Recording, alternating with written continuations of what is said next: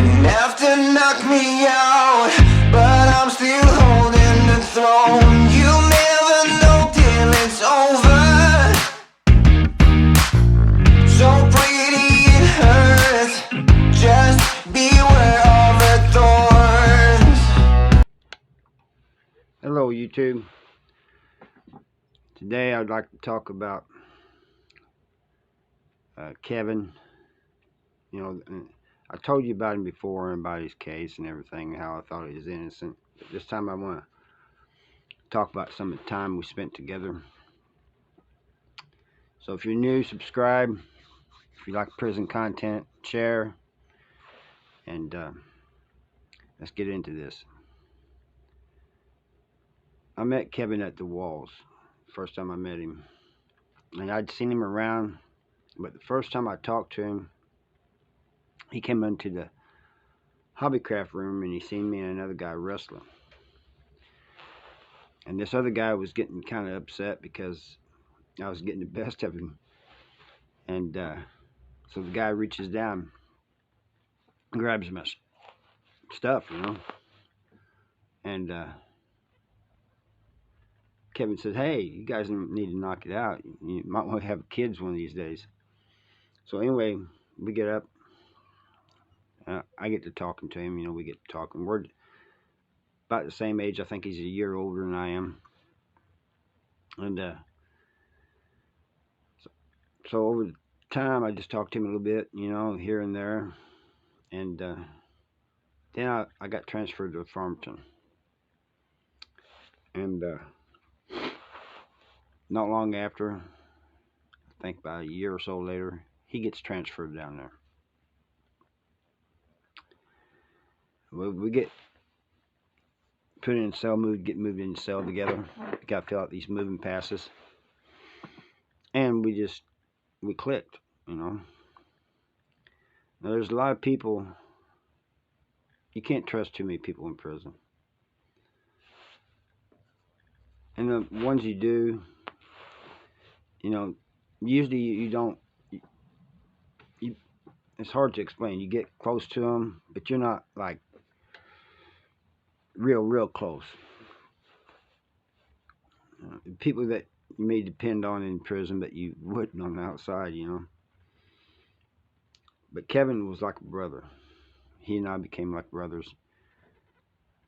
I got to know everything about him, his family. He got to know everything about mine. You know, and we pretty much knew what the other one was thinking a lot of times, you know. If he had a problem on the yard, I had a problem on the yard. I'll find out later if he was wrong or not. You know, if I had a problem, he had a problem. That's just the way it was, you know. And that is, you don't see that very often.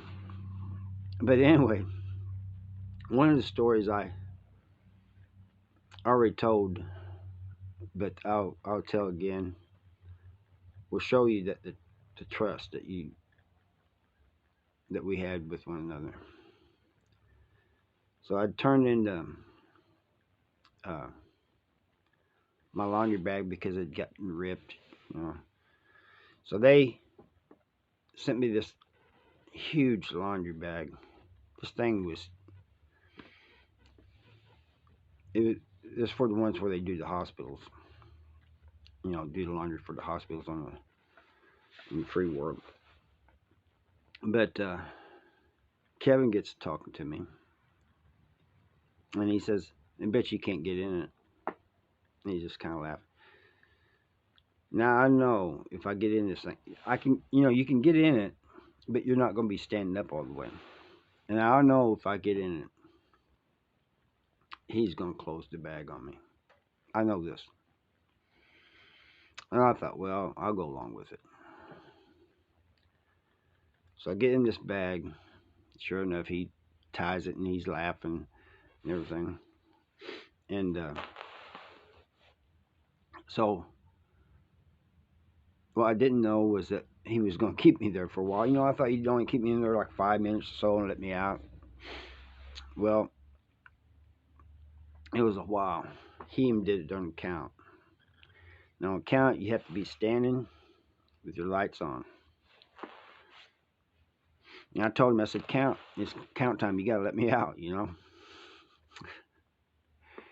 He he says, no, I ain't going to, you know. I said, man, you might get rolled up, you know. And so but he helps me get up, and I'm standing like kind of hunched over position. The guards came by counting, and they stopped and they looked. They said, "What the?" And we're laughing, you know.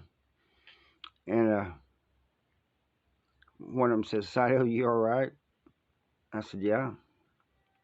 You you need anything? I said, "I need out of this bag." And they just went on. And so I tell Kevin, I said, I gotta go to supper. You know, I gotta go eat. Now we had already talked earlier that day about making a meal because the supper was bad. He goes, you ain't gonna eat that stuff. You're just wanting to get out of the bag. He said, I'll make you something. I said, we're just going in on it together. You know, we do these things together. He says, no, no, no, I got it. And so then it's getting close to time for him to open the doors for Rick. And he didn't want me in the bag, you know, with the open wing, you know. Makes you very vulnerable. So he goes ahead and lets me out. And but that was the trust we had, you know.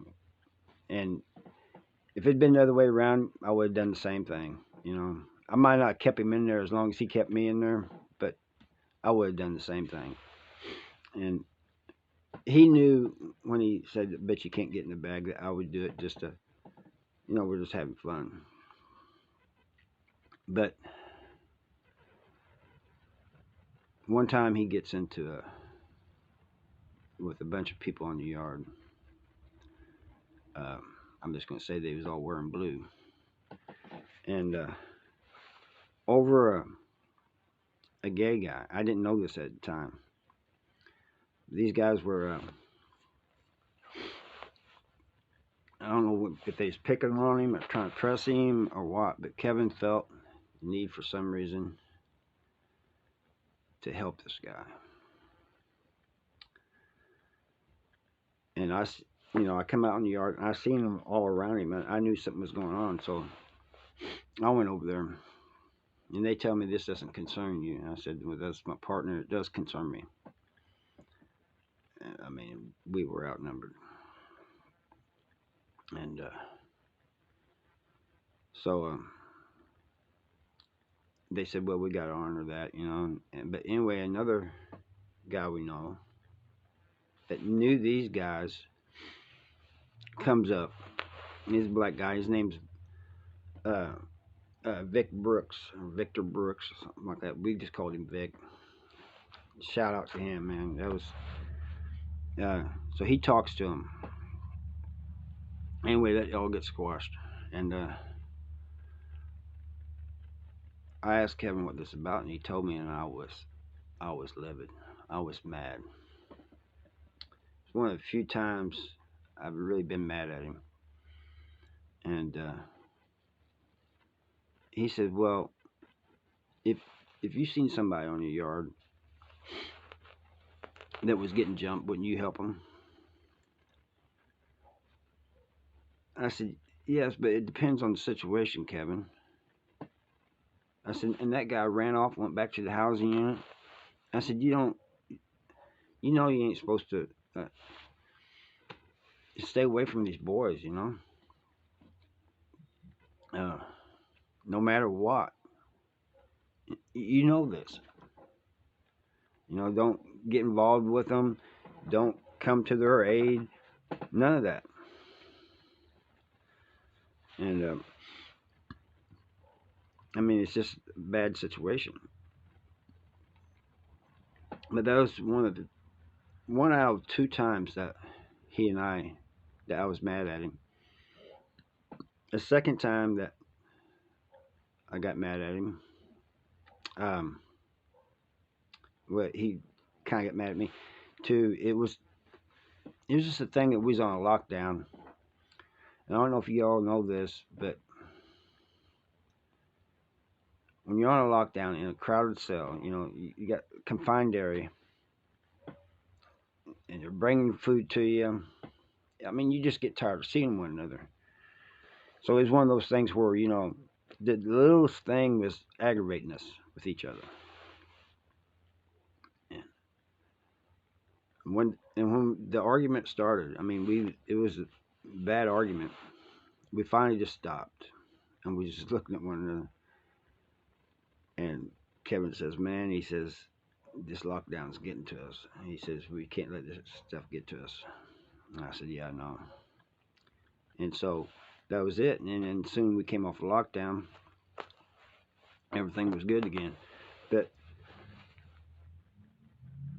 unless you've been on a lockdown, and I know there's ex-cons watching this, and they know what I'm talking about. It's just the littlest thing. I mean, it can be something that never bothered you before, but now because you're on a lockdown, the slightest sound he makes is just irritating. Stop breathing, but don't move. That type of thing. And but that was the two times that we kind of bumped heads, but it was nothing serious. Sometimes if you're in a cell with somebody and you guys get to arguing, it can come bad. I mean, it can come to one of y'all getting killed. But with he and I, it would never come to that. It was just arguments. So he had me hooking. Well, I had a friend I was writing, and he had me hook me. She had a friend, and we got them both to writing one another. He wanted somebody to write, so we got him somebody to write, and they would come up on visits sometimes. They came all the way from California, and I remember on one visit. After the visit, there was this guard, a little short guard. I can't remember his name, but this guy, he hated people in prison, and he hated being short. He had a short man complex,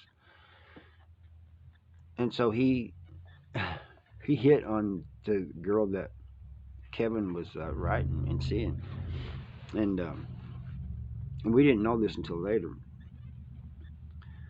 But when we was in the dress out, she he says, "So where do these women come from that you guys are seeing? Where they live?" And Kevin says, "I don't think it's any of your business where they live, but I can tell you what state, and it's California." And he goes, "I don't understand why two women would come out, all the way out to Missouri to see, guys in prison. It doesn't make any sense to me." So we leave, and we're just shaking our heads. Man, this dude, he's got a problem. Another time we was on a visit. I don't know if it's done in any other states, and it used to not be done in this state, but they started having Family Guy, at least in some of the prisons, Family Day for some of the the officers and the staff. So we went on a visit, and when we went on a visit, there's everybody running around on the yard.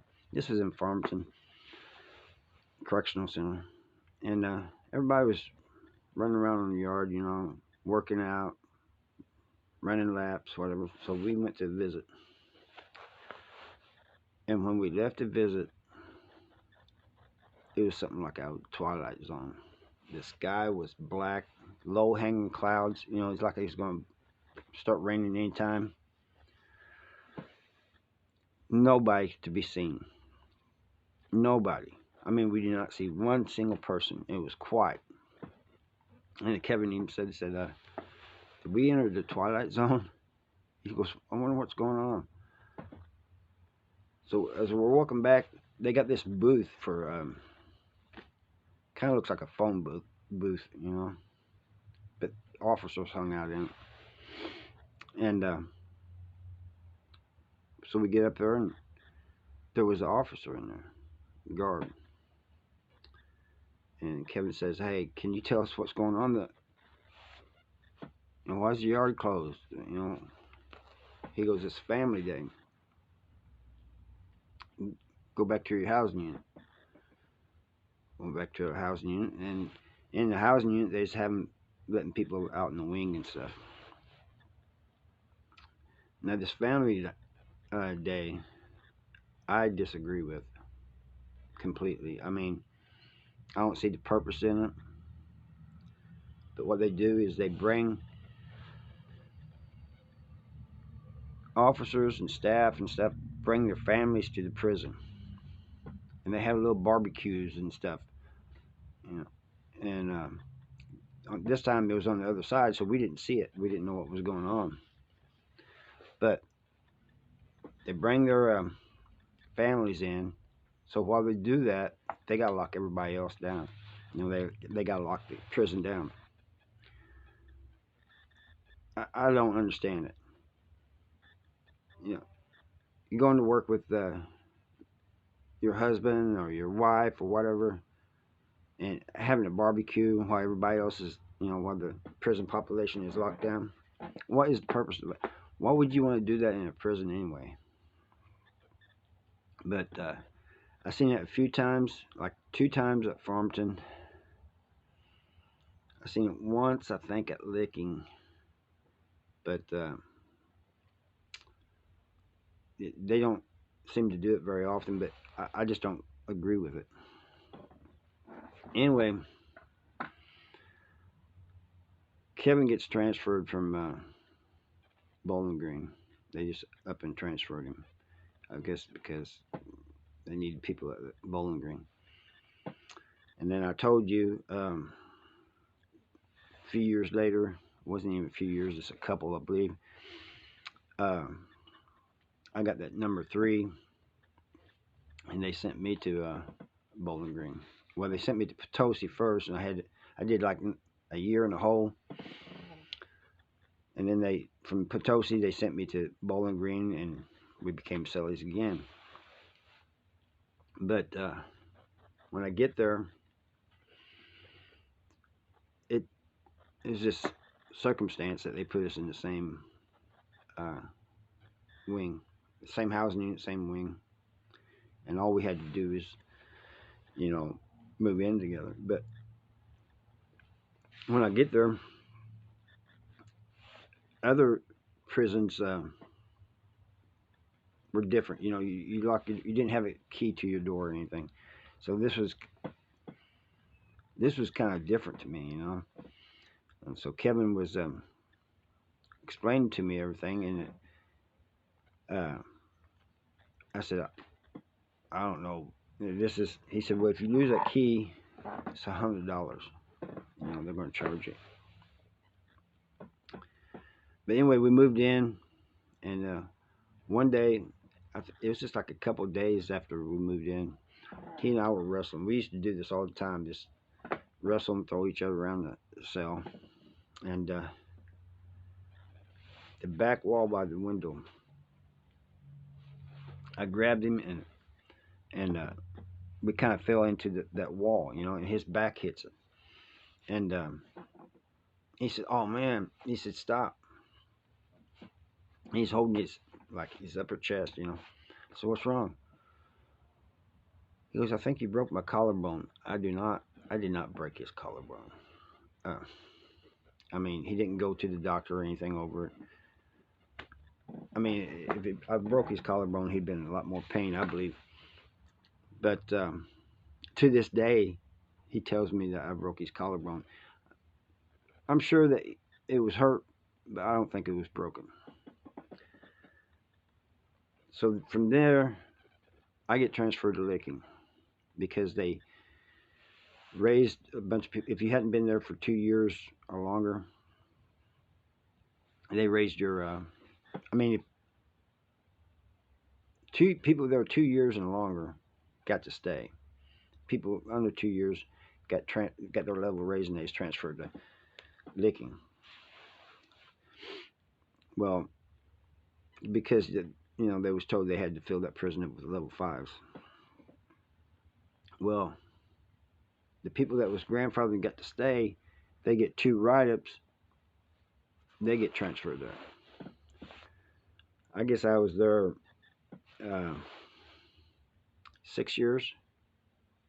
Yeah, it was 6 years. I got there in Licking in 2003, and in 2009, here comes Kevin, and he'd gotten a couple of write-ups. One of them he said he was good for, and one of them he wasn't good for.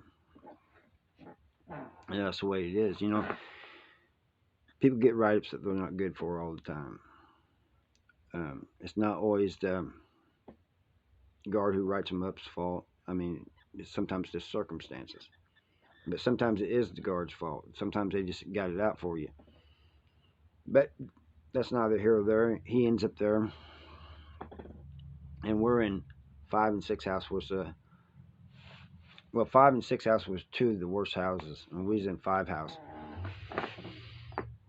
4 house was pretty bad too, but they'd made 3 house honor house, and Kevin wants to try to get moved down there to the honor house, and I said, man, we're never gonna make it down there. All these write-ups and stuff, you had to be so many months write-up free.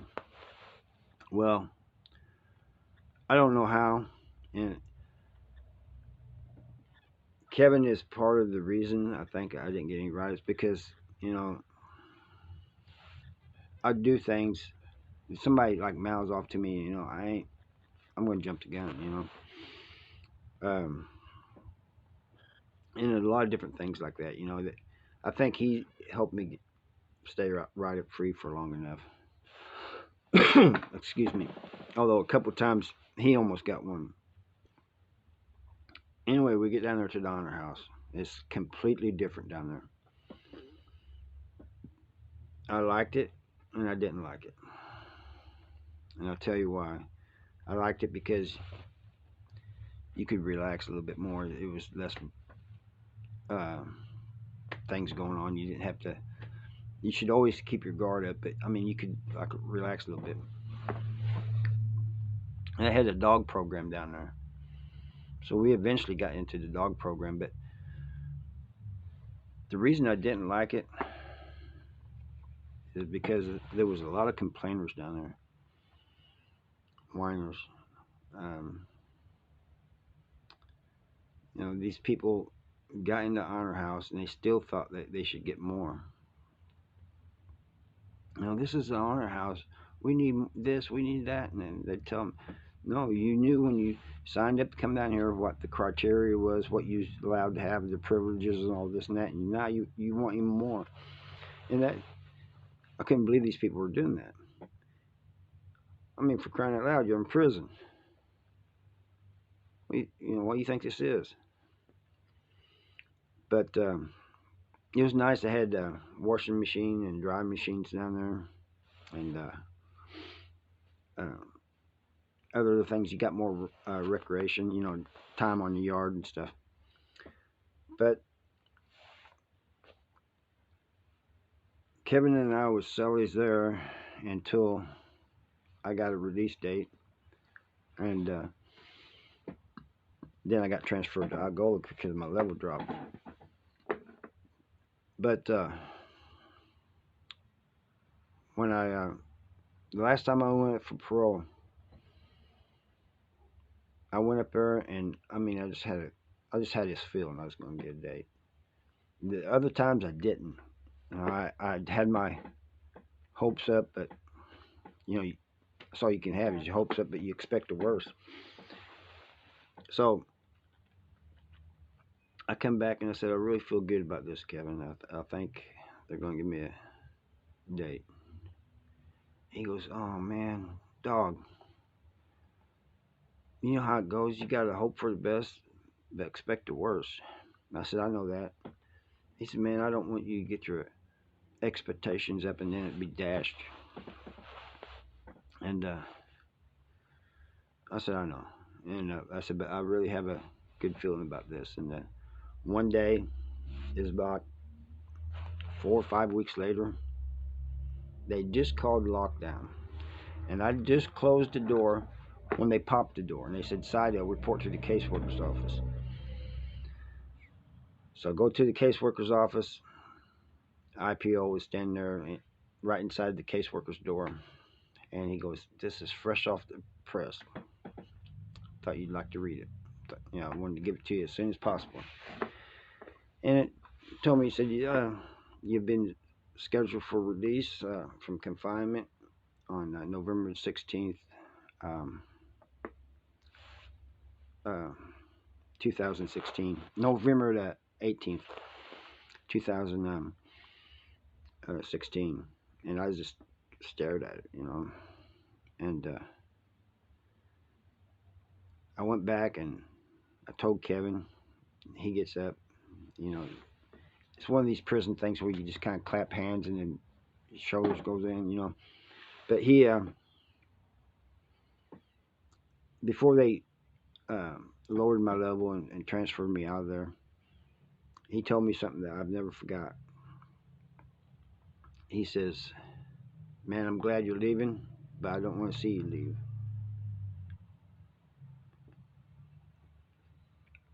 If you've, it may be hard to understand for people that's never been in prison. What he was saying was, he's glad I got a date. He's glad I'm getting out.